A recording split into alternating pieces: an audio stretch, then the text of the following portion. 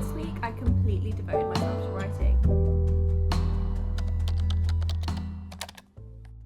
Hi, if you're new here, I'm Katie. I'm a freelance graphic designer. I'm currently writing a fantasy book. I actually front-loaded all of my freelance work early in the week so that I could get it done, get out of the way. I have reached the point where I have to return to it now. That's why I'm filming this. I am really lucky that I can balance my routine. It does mean that I work quite a lot of hours. It does mean that I work at the weekend. Today is Friday. I was wrong. Today is not Friday. It's Thursday. Friday is tomorrow. I've got it off because it's my partner's birthday, so no work for us. Also not going to be writing. I'm not going to be filming. I will be working on Saturday and Sundays. It is what it is. So a little update on my fantasy novel. If you didn't see my last video about this, I wrote 15,000 words, scrapped it, and then I wrote another 15,000 words and then scrapped it. I'm very okay with this. I think it's just part of the process. I don't believe that words that you've written are wasted. I think you learn from them. I think you get closer to writing what you want to write. Writing is a very iterative process. You're going to write multiple drafts. No writer can escape editing, revisions. You are going to have to go back over your work, and sometimes you delete everything, and that's okay. Ideally, you don't want to scrap 15,000 words and start again multiple times like I have. I do feel that this time that won't happen. Obviously, we'll see how that goes. So the reason I'm starting again this time is because I've changed some fundamental elements that I think make the story concept stronger. It makes the entire book something that I want to read. I wasn't sure before that I wanted to read it. I really wanted to find the exciting elements while writing, and that's part of why I'm okay with this process. I kind of expected this could happen. Now I feel really confident about the idea and I just want to get it down. What really gave me the courage to scrap what I'd written and start again is that I spoke to my sister and my partner about the idea, and I explained the whole story. I explained everything that had happened, that I'd already written, and what was going to happen next, all the way pretty much through to the ending. A lot of it's very loose. Some of it, you know, I don't know yet. They both made me realize that the book was starting in the wrong place. Everything I'd written was background information. It was the story before the story. I hadn't yet written what should be chapter 1. I think that's why scrapping what I've written doesn't feel like a waste, because it helped me understand my main character more. It's kind of like I've written her backstory. On Monday, I got really into the planning, went back to the drawing board, came up with an idea for how I was going to do chapter 1. I'll get into this more later, but it was a really refreshing day. But we're choosing to trust the process. It's going to be slow. It's going to be tough. You just have to keep showing up. This week, I did try to show up as much as possible. You'll see in a minute. It kind of went okay. It wasn't amazing, but I am in a better place now than I was a week ago, and that's all that matters. Okay, enough talking. Let's get into it. Without further ado, let's go back to the start of the week and see how I got on. Bye.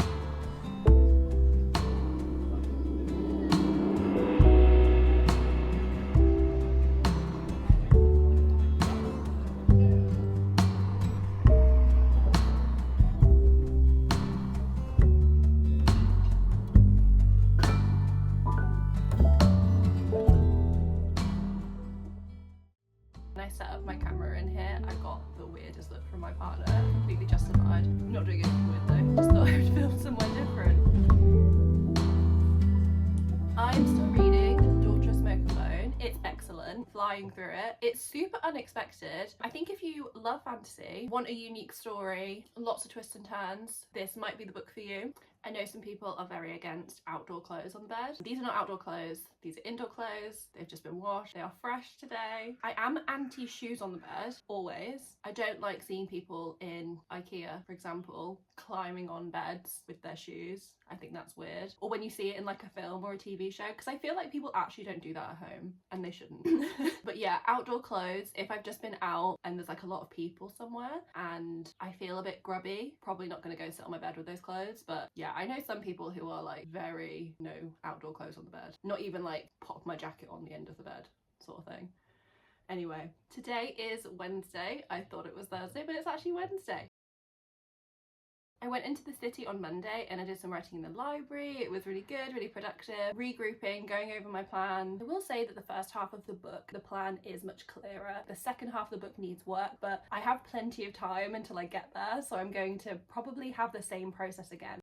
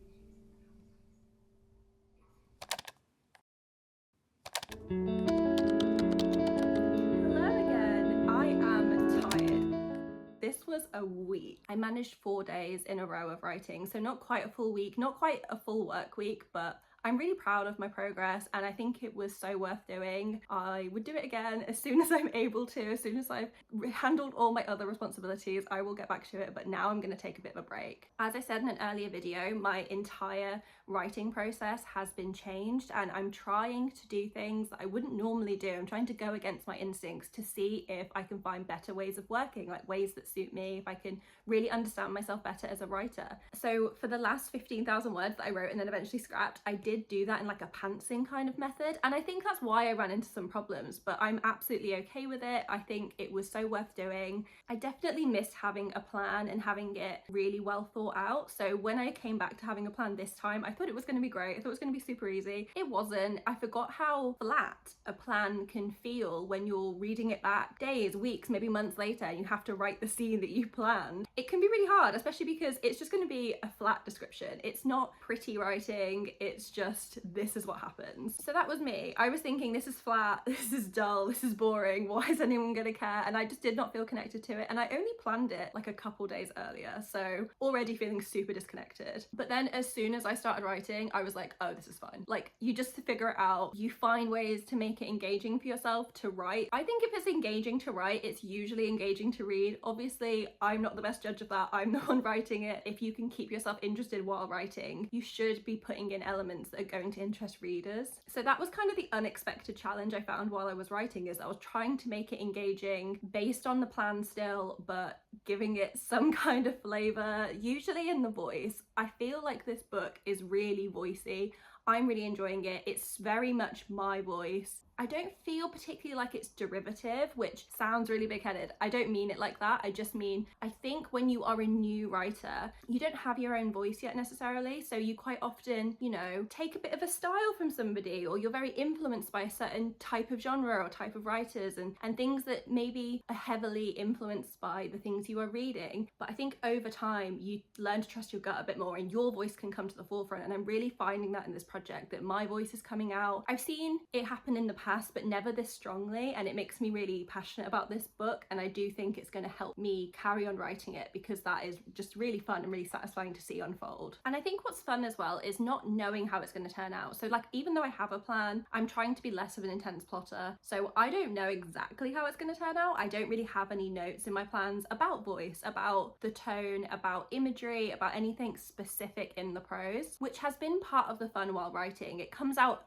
different to how I expected it when I was planning, and that is part of the magic. I think it absolutely should be different, especially when the plan can feel so flat or so boring or dull. You have to add something to make it exciting. This might be super obvious to other people. Maybe this week has been so boring for me that this is like the most exciting revelation I've had, but I think I've had to just think so in depth about this to keep myself motivated that it's almost like a motivational tool to persuade myself it's all worth doing, and it's so exciting as I'm going along. I will say that the voice definitely needs refining. It's not there yet. There's a few places that I think are a little bit rough, but that's okay. The other thing I've been doing, which has been really helpful, is when I am stuck on a scene and I take a break and I step away, I think, okay, I know this scene needs to happen. The plan could say something like, this person goes to this location, meet this person, they have an argument, or whatever it could be, they have some sort of interaction. I can write a bad version of that for draft 1. I can absolutely have a bad version of that, because later on I might decide they need to be in a different location, or they're not arguing, actually this, or there's another person there, or actually other things that change. I think if the idea is like fundamental to the big picture, it will probably stay, and I will write a better version, and I will be able to identify the elements that need to change in editing. But at the moment, if I don't have any good ideas, I'm just going to write a bad version just so it exists, because honestly, a first draft just needs to exist. I can't remember who said that, but I've seen that advice before,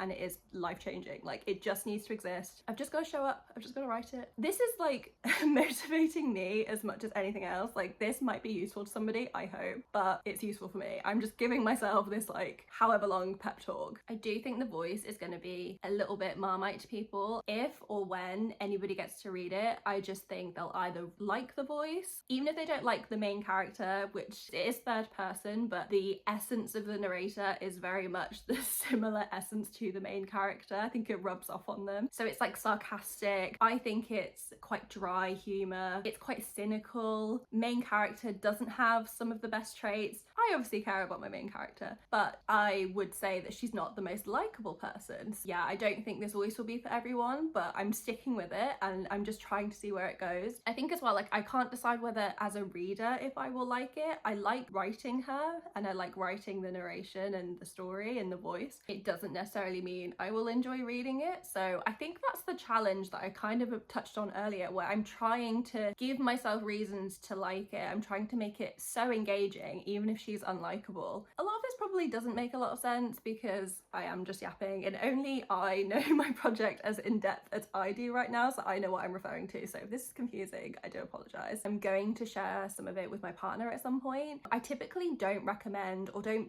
think you should share a first draft with other people, not at least until the manuscript is finished. So like, you've reached the end, you've written the whole story, only because I think the first draft is such a special place for you to test out your ideas. I think Stephen King said, write with the door closed. Like, it's just for you, it's special. I think you should feel like no one's going to judge you, that you don't feel self-conscious, and just go for it and trust your gut. And I think that's so much easier when you don't think about the reader. I think the easiest way to have fun is to not share it with anyone. That being said, if you have trusted readers in your life, if you have loved ones, people that can give you the right type of feedback for what you need, I would absolutely recommend sharing little bits with them. So me, for example, I'm going to share the first chapter chapter probably with my partner, because I have questions about the voice. I have questions about the pace. I just want to get a feel. A first draft is not meant to be perfect, so I'm specifically not going to ask him to give me feedback on the prose, on typos, on anything like that. It's just like a gut reader feeling. Like, are you connecting to this? Is there anything particularly interesting? I don't necessarily need to know about plot holes right now because I just need to write to my plan. If there's something glaringly obvious, fine, mention it, but anything that's going to cause me to go back, I don't want to hear. I kind of just want to hear positive, encouraging things, or more so, I want to hear things that are going well so that I can do more of them later in the draft. So if he turns to me and says, I find this bit really engaging, or I find this aspect of the story really interesting, and like that's a cool concept, then I can run with that. I really trust his judgment. He reads the type of books that I'm trying to write. I think you've got to use your best judgment if you're going to share it with people. Obviously I was saying like don't share it with people.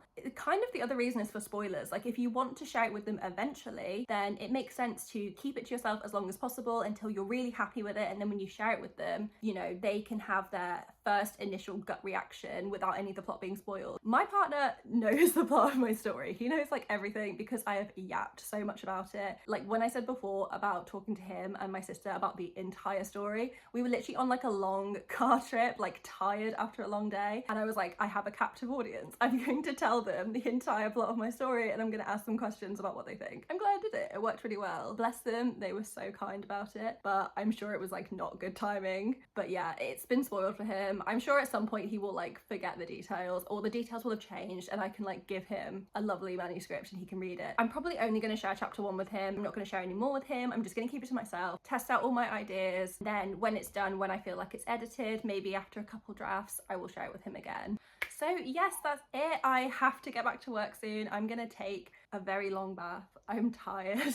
Partner's birthday tomorrow, and then I am back to work. I'm working Saturday and Sunday to do my freelance work because I did all my writing this week. It was always going to happen. I was always gonna have to work at the weekend, so I'm glad I got my writing in when I did. But anyway, I've got to go back to my real life. This is what we live for. Grind never stops. Can't believe I just said that. Thanks so much for watching. If you enjoyed this video, I'd love it if you stuck around and subscribe. And if you like this video, please consider liking it. It really does help me out. And yeah, if you're a writer, you're working on something right now, let me know. Until next time, bye.